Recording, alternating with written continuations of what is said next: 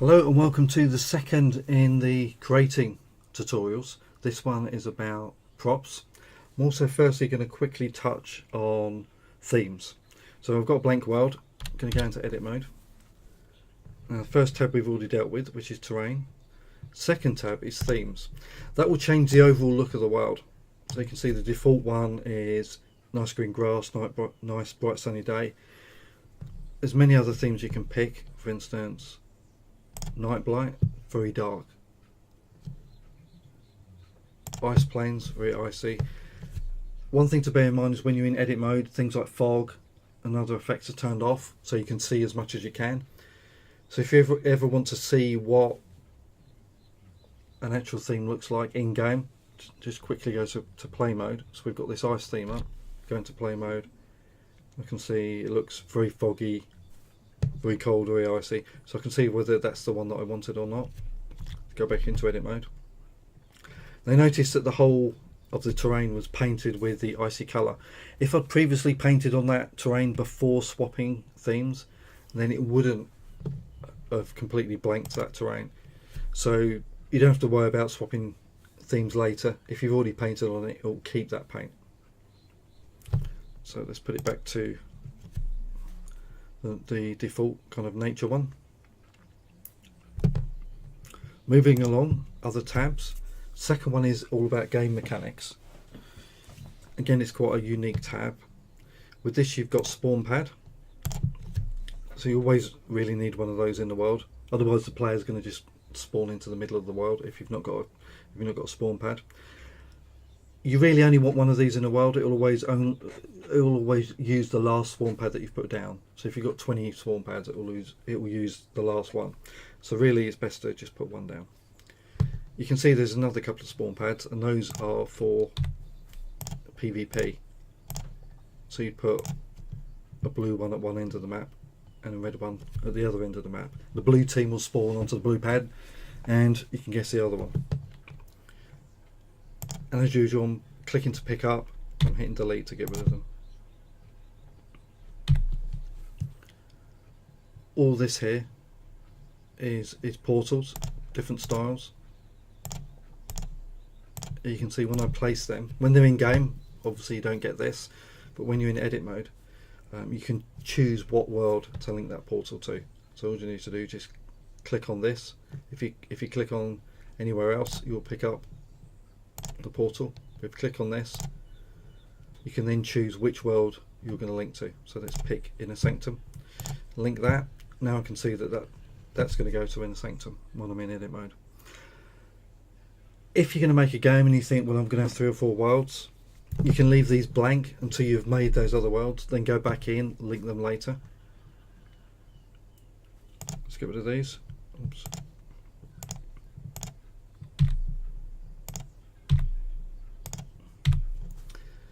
The bed will allow you to sleep, and that kind of acts as a checkpoint that will restore your health, that will restore your potions. It will change day to night or night to day. Campfires are a very important one to put down. That is literally a checkpoint. So when a player goes there, they replenish health and potions, but also when they next die, they'll respawn at that campfire. So it's always a good idea to have a few campfires at very important points. So if you've got a boss fight coming up, you'd want a campfire just before it.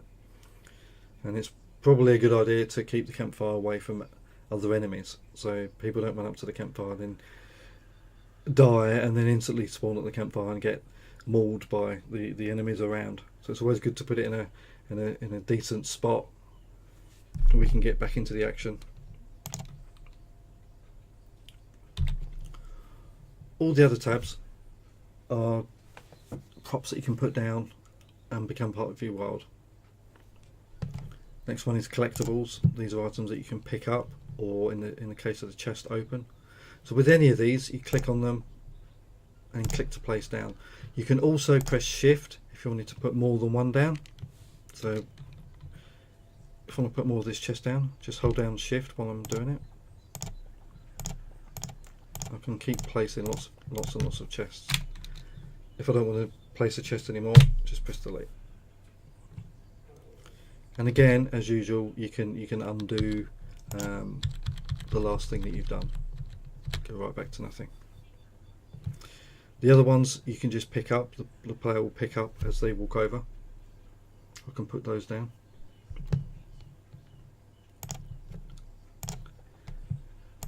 One important thing to remember when you're placing things is obviously you don't want everything facing exactly the same direction, like these. So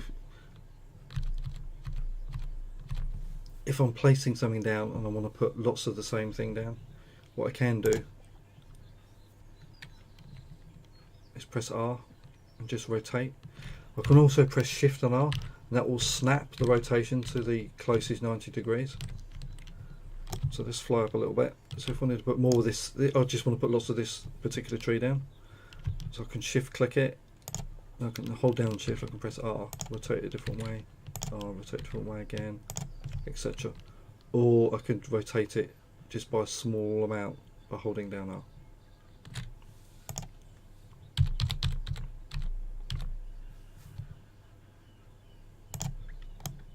Got walls, buildings, things that you can hang on walls. Now let's go back to buildings. It's a very interesting thing, and probably the nicest thing that we've got in the editor.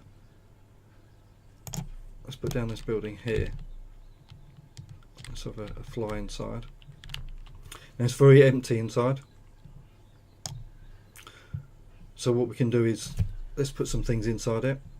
So let's go to the wall fixtures. If I click on a shelf,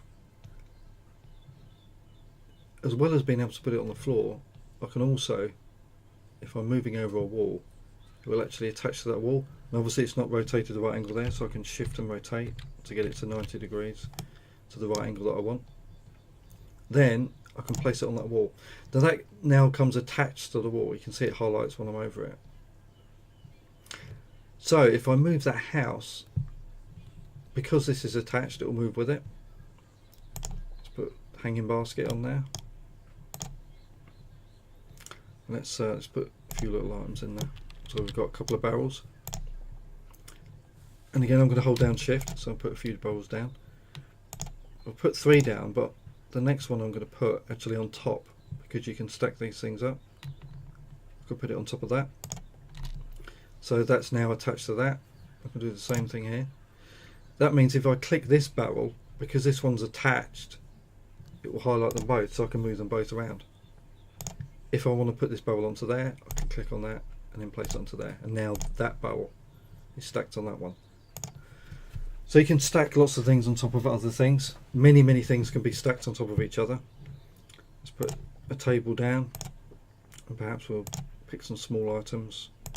Let's have a look at maybe the cups. Let's put some of these on the table. You can see now they're attached, so I can move that table and these things stay on top. And also, obviously, because all those things are inside the house, I can then click on that house, maybe rotate it around a different direction, and place it down over there. And when I go inside, all the things that I put down are all attached. If I want to detach something, obviously all I need to do is click on it, put it there, and now that's no longer attached to that house.